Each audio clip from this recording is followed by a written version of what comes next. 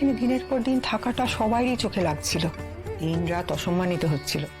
বনলতা হয়তো সে কারণেই ওকে পাঠাতে চেয়েছিল। ওর কোনো অধিকার ছিল না লাজুকে এখান থেকে সরাবার। তোর অধিকারটা আছে ওকে এখানে আটকে রাখার। আমি জানি আমার কিছু নেই, কিন্তু কিন্তু লাজু। কি তুই এই নিয়ে ভাবাটা বন্ধ কর দাদু ভাই। আর দুর্বল হোস না, মনটাকে শক্ত কর। যেটা সত্যি, যেটা স্বাভাবিক, সেটাতেই মনটাকে বাঁধ। এবার লাজু সুদেবের বউ, বনলতা তোর বউ, দুজনের আলাদা সংসার। কেউ কারো প্রতি দুর্বল হলে নিজেরাই শুধু কষ্ট পাবি আর বদনাম করবি সমাজের কাছে। যে সম্পর্কের কোনো পরিণতি নেই সেই সম্পর্কে জড়িয়ে জীবনগুলোকে ছাড়খাড় করিস না। তুমি তো ঠিকই বলেছো ঠাম্মি, আর কষ্ট তো একা আমি পাচ্ছি। ও তো নিজের ইচ্ছেতেই গেল, আনন্দ করে গেল, আমি কেন ভেবে মরছি? পিতা দেবী শীতলে তং জগদ্ধাত্রী নমো দেবী শীতলায় নমো।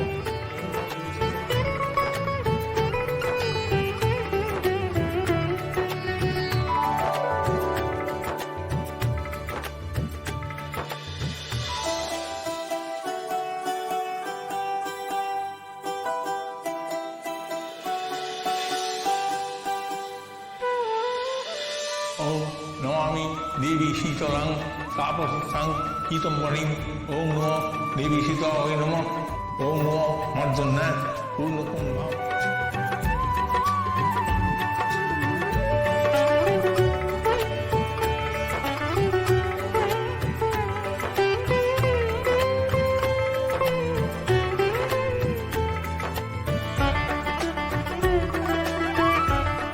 দেখেছো মেয়েটাকে কেমন হব্বি সব্বি হয়ে বসে রয়েছে?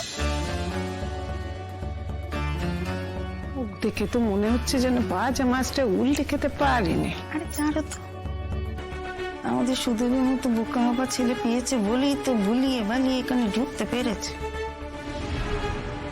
কাকিমা বলছি একটু আস্তে কথা বলবে গো, এখানে তো একটা পুজো চলছে তাই বলছি।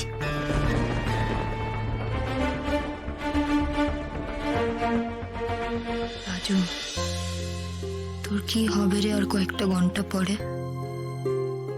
এরা তাড়িয়ে দিলে কোথায় যাব আমি? একা থাকবো? সে 10,000 টাকার মধ্যে তো মোটে 8,500 টাকা আছে। কি হয় 8,500 টাকায়? একখানা ঘর যদি নিই, কিন্তু কে দেবে এই দেশ গায়ে আমাকে ঘর? মেয়েদের কেউ ঘর দেয় নাকি একা একা থাকলে?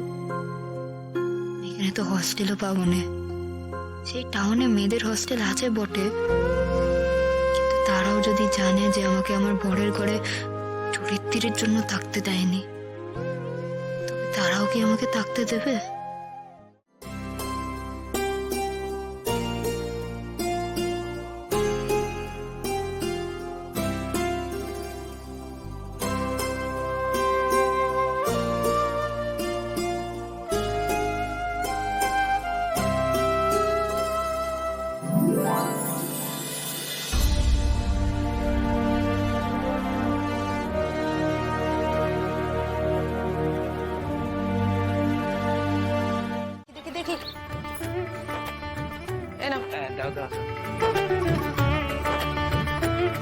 সকলকে দাও।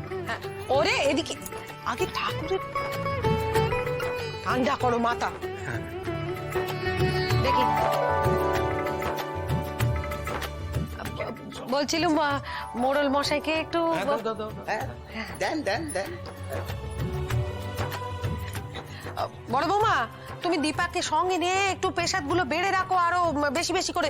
অনেককে দেখছি আসেনি পুজোতে, তাদের সব বাড়ি বাড়ি গিয়ে দিয়ে আসতে হবে তোমাদের। মা, ঠাকুমশাই ছাতাটা বেঁধে রেখেছি।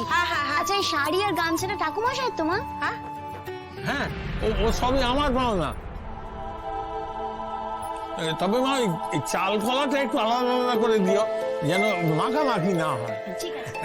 তুমি তো আমাদের সুদেবের বিদ্যাবতী বউ, তাই নে? আমি তো মোটে 12 ক্লাসে পরীক্ষা দিয়েছি গো। আহা, আমাদের গায়ে কটা মেয়ে তার দিয়েছে বলো দেখি? তবে ঢের দেরিতে বিয়ে দিয়েছে বাপ মা তোমার। চাকরি বাকরি করানো মন ছিল বুঝি? সে আমি জানি না। রাখো তো সব কথা, দেবতীর বিদ্যে ধরে গপ্প পরে হবে। আগে বলো তুমি, তোমার কোন বরকে বেশি ভালো লেগেছে? কোন বড় মানে? আমার তো একখানে বড়ই যে ওখানে দাঁড়িয়ে আছে।